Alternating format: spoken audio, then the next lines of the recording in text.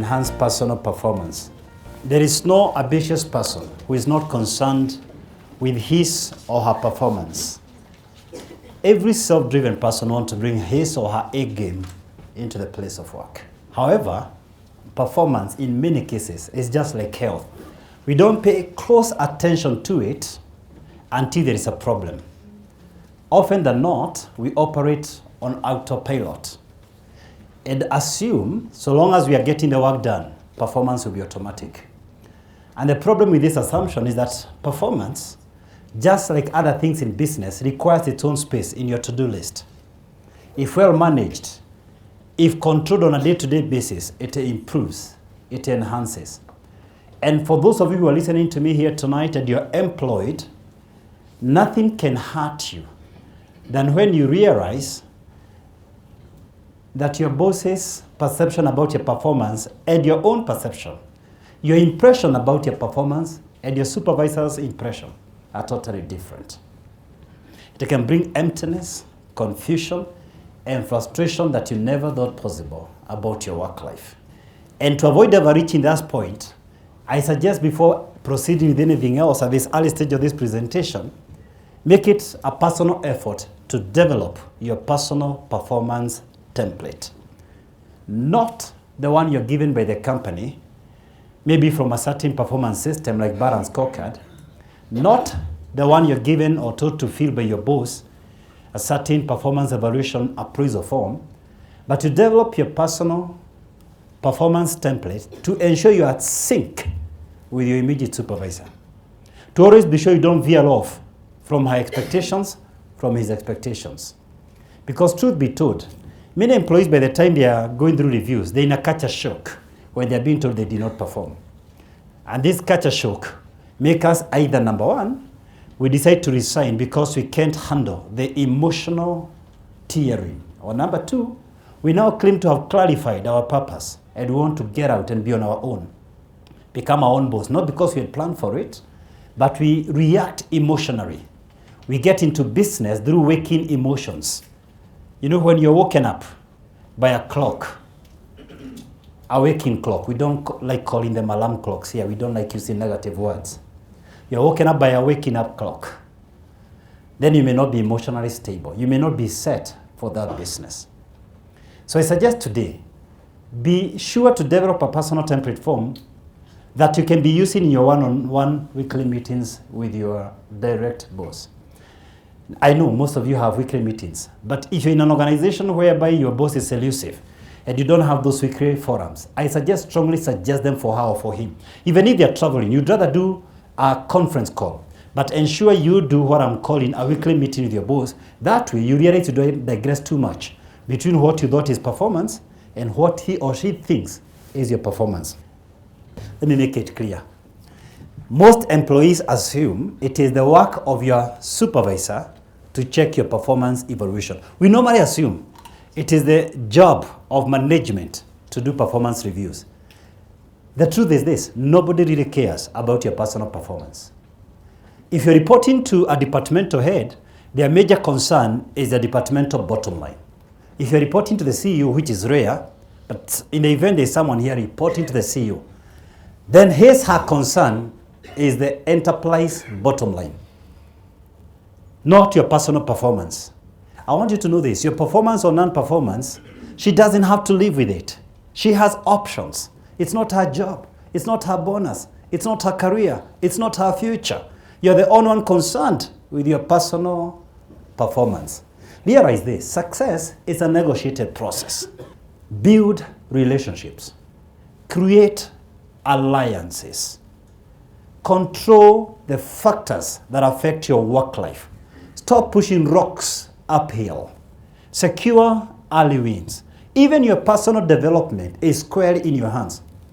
You know, most of us assume it is the work of HR or our boss or the company to take us for personal development workshops. But I know most supervisors, if you suggested you can do a certain program without necessarily interfering with your work, you can do it, say, online. They will support it. Some of them may even sponsor you for it. I know it. We have developed online programs, and there are a couple of people whose businesses, their organizations have actually sponsored them. Because you learn at your own pace, you don't get out of your work, it is relatively much more affordable than traditional classrooms. Winners train, losers complain.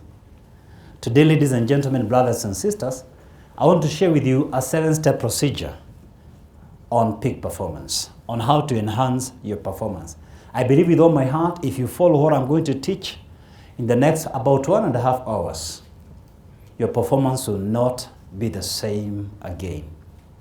Step number 1, take 100% responsibility.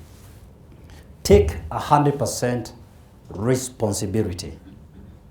Now, responsibility is a contraction of 2 words, response and ability. Your ability to respond to your environment. Notice I didn't say react, otherwise the word would be reactability. It is your ability to respond, not to react to your environment. Why should you take 100% responsibility? I can give you a couple of reasons. Number 1, when you take responsibility, you have the power to change. You've got the power to change circumstances to improve your performance. When you take responsibility, you say that your performance is 100% squarely in your hands. When you apportion blame to someone else, you relinquish that power. And here is how it works. When you blame someone else for your performance, you are saying this: for future outcomes to change, for future circumstances to change, then someone else needs to change. And you see, you have no power to change someone else. It is true, as human beings, we influence each other. And what I'm going to share with you tonight, even what I'm sharing right now, is influencing your decisions. But the decision to change is in your hands. It's your prerogative to change. So we don't become better by chance. We become better by change. Destiny, therefore, is not a matter of chance. It's a question of change. It's a question of choice. Your future, how bright or dull it is, depends on the choices you make. Family, your brother, your sister, is a chance.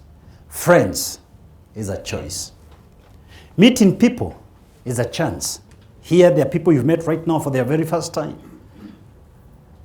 Choosing to make friends and networks out of this forum is a choice.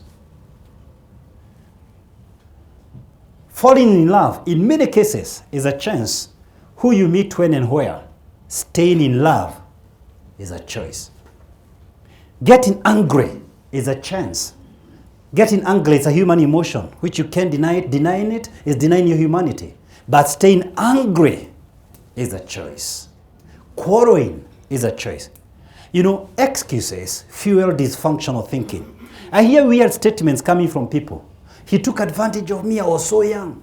Were you the only one at that age? Are there other people at your age who are not taken advantage of? You see, the moment you say he took advantage of you, you've relinquished your power to change future situations in your life. Then people can always take advantage of you.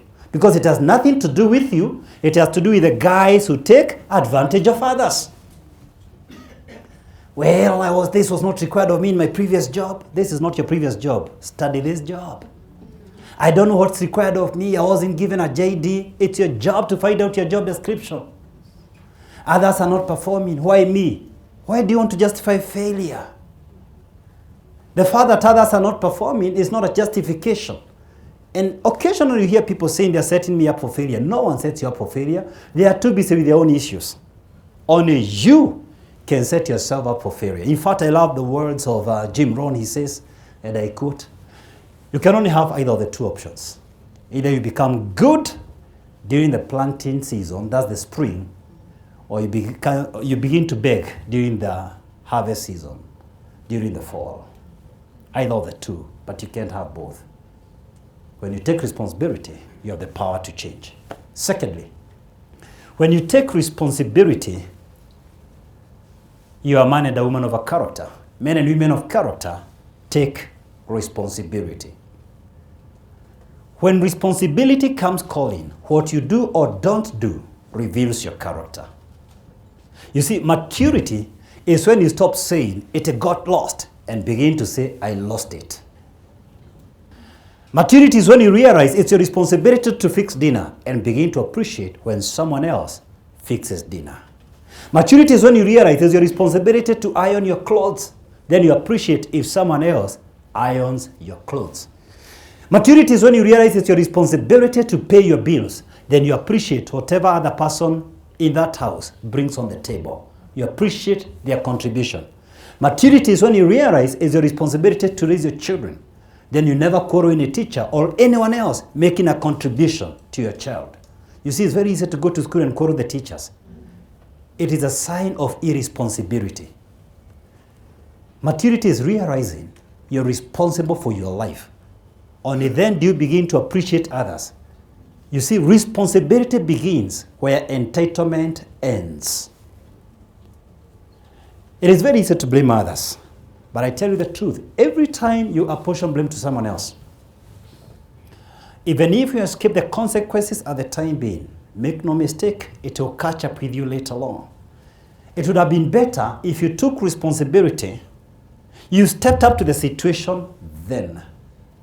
Why take responsibility? Number 3. When you take responsibility, you're coachable.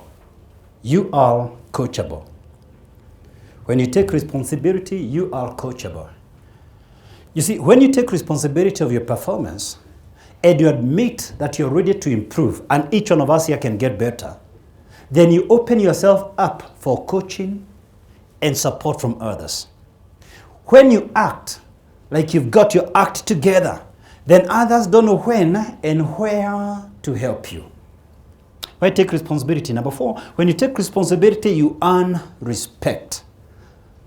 When people who failed to perform in your department or elsewhere realize that you're not going to throw them under the bus to save your skin, they begin to respect you and to admire you. You begin to earn admiration from others because they realize you're mature. You see, responsible people can see responsibility from a distance. Why take responsibility? Number 5, when you take responsibility, personal responsibility, it frees you from your past.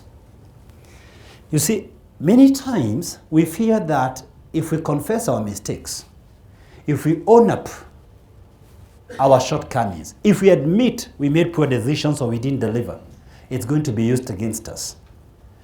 We are going to be set up for politics or other risks, which is partially true. There are some people who can take advantage of your vulnerability when you're down and kick you more. But that's the exception than the rule. More often than not, when you take responsibility, it is very empowering. It frees you from the deflection and the denial, that energy you spend trying to deviate people from what you did or did not do. And you use that energy to change future outcomes. For example, when our DP admitted to have gotten a child outside wedlock and he said it publicly, he immediately disarmed the media and all his detractors. You have no other story to look for. You agree? You see, when you take responsibility, you disarm people and your critics because they have no business digging into your past to prove you wrong. You've already owned up. It frees you from your past. Number 6, when you take responsibility, you model leadership. You see, when you take responsibility that you did not reach the expectations, you fell short of your targets, then you communicate a message to others. It's human not to meet expectations. Fallibility does not mean the end of your career or the end of the world. Fallibility confirms you're human. If I divorce and I take responsibility, rather than giving stories about what happened to my ex, I confirm I'm human. And that's why Moses gave divorce certificates. For example, a lot of people, when they lose job, the number one thing they tell us is about their boss. Do you know when you say that, you're telling us what we have had all the time? So why say it? It doesn't help you. One, we don't trust you. We still think you didn't perform. Why not investigate why someone else is climbing up along the same company under the same economic conditions? If your business fails and you stop blaming the government, the tax regime, and you take personal responsibility because the government didn't tell you to start that business. Is there anyone here who was told by the president to start a business? So you must have analyzed that you're able to do that business. Why is it that we take responsibility when it succeeds? And when it fails, the government, the taxes? You can't have your cake and eat it at the same time. But when you take responsibility, you begin to analyze, are there other people succeeding in the same line of business under the same economic conditions?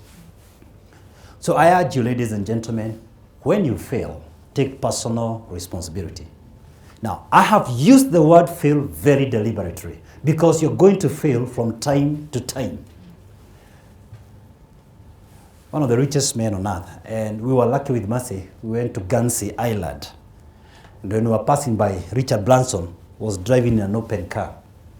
Richard Branson said this, "Show me an entrepreneur who has never failed, and I'll show you a liar."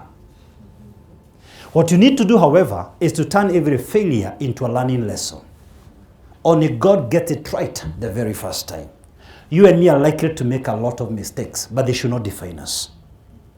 So own up and form a habit of asking your close peers, your subordinate, your superiors, your clients, in what way can I improve? In which area can I improve? You see, when you do that, very few people do that. Very few people ask. You gain respect. You stand out from the rest.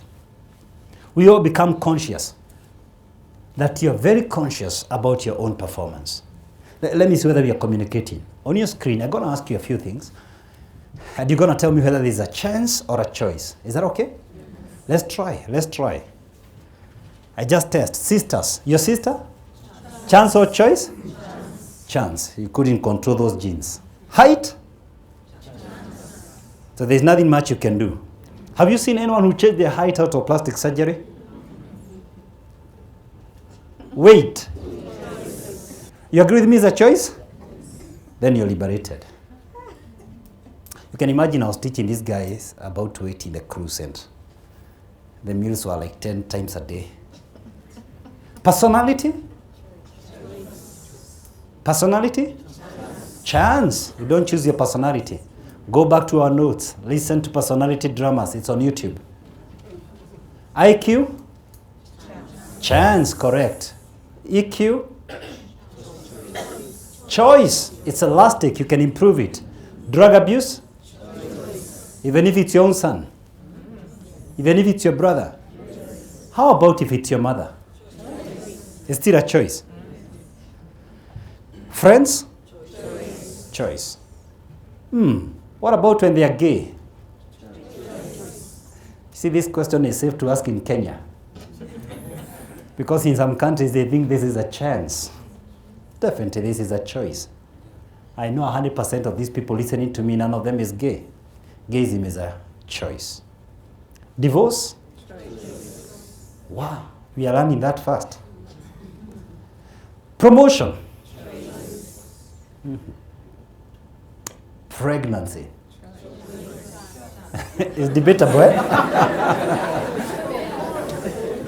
It's very debatable. Wow, there's a debate there. So let me leave it. Children, how many children you get?